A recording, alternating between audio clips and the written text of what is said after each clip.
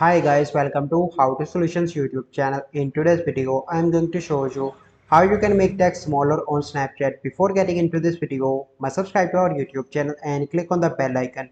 So the first step you need to do is to open Snapchat and create a story.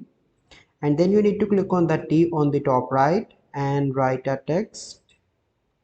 So I am going to enter my channel name, and here you can select any font that you like. So let's suppose I select this font. So how I can make that font smaller? You simply need to pinch that text with your two fingers to make it smaller like this.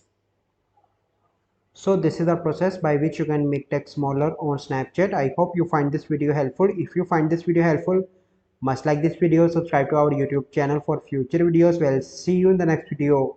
Thank you. Have a good day.